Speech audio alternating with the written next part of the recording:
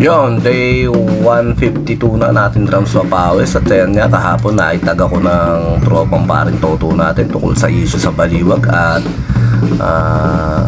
ayun nga, parang hinihingan ako ng comment doon. Ayoko naman talaga makisali sa kahit anong gulo o kahit anong komentuhan. Dahil nga mas inaalagaan ko na yung kapayapaan na kaisipan ko kaysa sa makilahok sa mga kung ano-anong diskusyon o paliwanagan. Kasi hindi naman tayo pabata. Imbis na yung energy natin nakapokus lang sa pagkita ng pera o sa pag-focus sa negosyo natin, minsan nahati pa sa mga ganyan negativity. Pero maganda rin pag-usapan. At syempre nagpapasalamat tayo sa tao na yun na nag-comment at nag-post dahil binigyan niya ng pagkakataon na maingay ang event para sa darating na 17 dyan sa December Avenue sa Baliwag. At saludo syempre sa Perla, sa Perla at saka sa Pentel na parang di naman siguro na discriminate o nabigyan lang ng konting comparison, pero ganun talaga, ganyan talaga buhay. May mga magagaling talaga nauna sa atin na siguro nga hindi tayo marok sa kanilang pamantayan, pero bilang tayo musikero, bilang tayo banda, pakita na lang natin yung magagawa natin at nakikita nyo naman yung effort na ginagawa nyo. Ayun na lang naman yun, at nakikita rin naman ng mga ibang tao mga ginagawa nyo. Maraming makakapagsalita sa atin na hindi talaga natin magugustuhan, pero ganoon talaga buhay at hayaan na natin yun. Ang tao naman na makakakita nun kung sino ba ang tama o sino ba mali. Tama rin naman sa isang banda. Bakit nga ba hindi malaline up yung mga pinaka-the best at pinaka-the best sa Baliwag? Bakit nga ba? Hindi natin alam. At hindi natin alam, pero baka alam din nila. Pero ganun lang yun.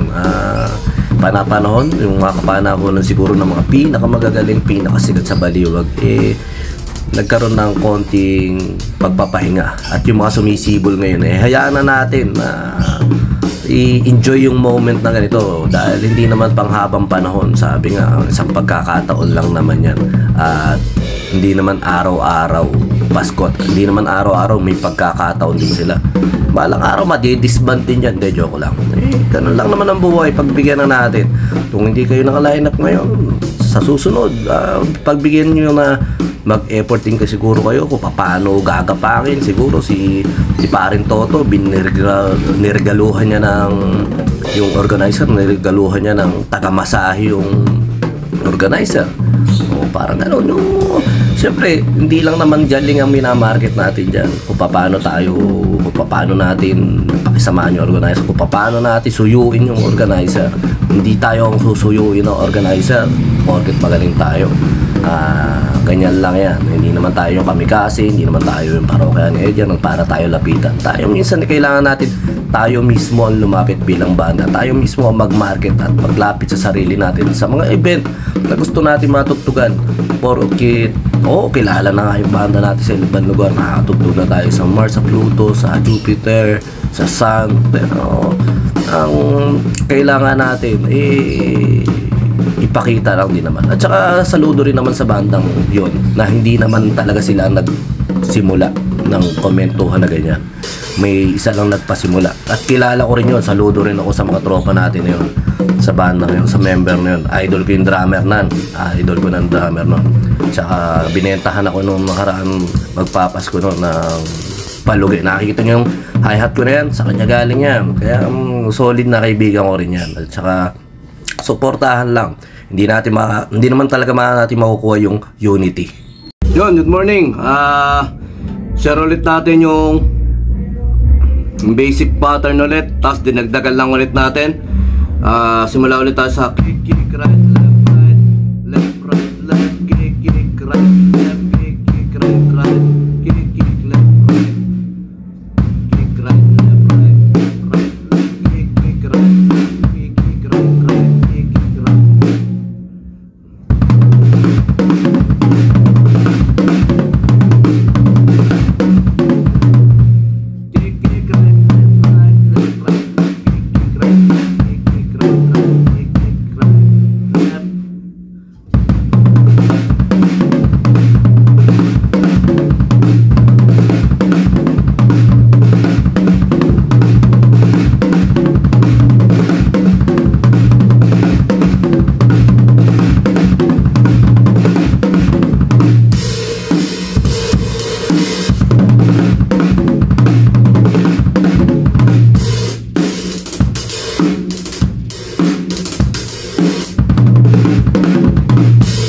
Nagsimula lang tayo sa pattern na yun,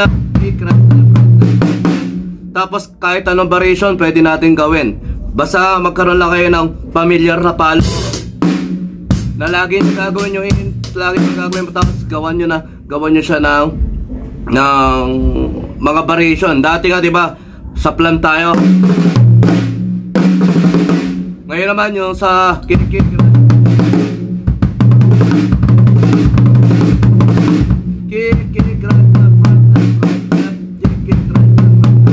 Ayun yung pinaka-fundamentals natin. Ayun yung pinaka-basic natin. Pasensya na medyo ngongo ko dahil tindi ng sipong ko.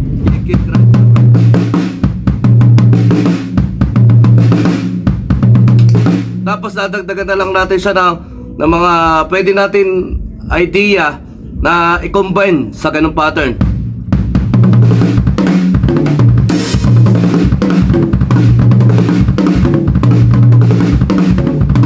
Pwede rin yung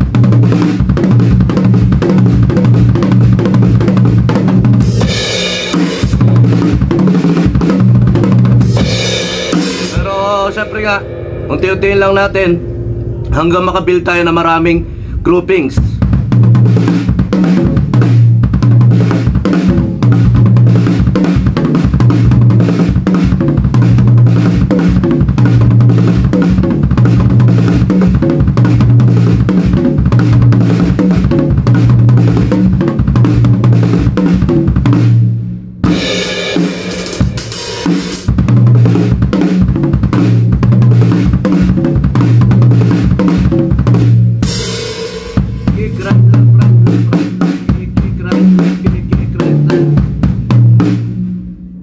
Siya.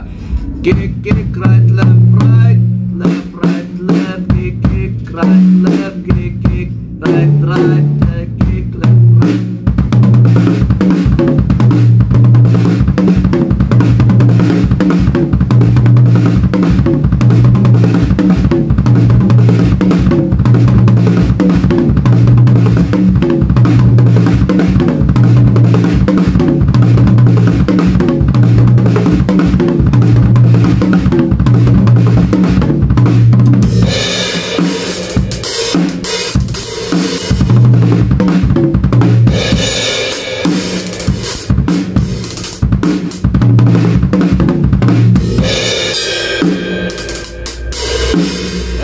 Ayun lang yung pinaka-basic natin ngayon. At saka share nyo sa mga bata. Pag nakuha nyo yung idea na yun, share nyo sa mga bata. Mas lalawak yung vocabulary nyo habang nakakapagturo rin kayo. Sa akin, malaking pabor tong drums papawis kasi yung idea ko nga nahihimay-himay natin. Pati yung idea ng iba nahihimay-himay natin. At napapractice tayo na pagaluhaluin. Parang gano'n lang. Minemekos-mekos lang natin mga insan. Basta gano'n lang. Kuha lang kayo na maliit idea, tapos maging sa inyo, kumbaga parang pag lagi nyo ginagawa, magiging familiar sa inyo yun, tapos dudugtong-tungtungan nyo na lang at may sisingit nyo yun sa mga tugtugan nyo. Wag nyong papracticein pag may mga kasama kayo sa banda, simplify na lang natin. Pero pag yung gamay na gamay mo na, sige, pakawalan mo na, yun lang.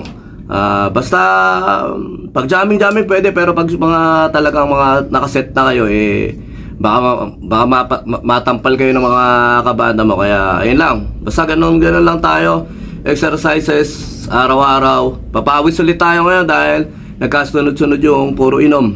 Tsaka ito nga, kick, kick, right, left, right, left, right, left, kick, kick, right, kick, kick, right, right, kick, kick, right, left. Yan lang. Basta maraming salamat sa lahat na nanonood, nag-share, nagko-comment sa Drums Papawis.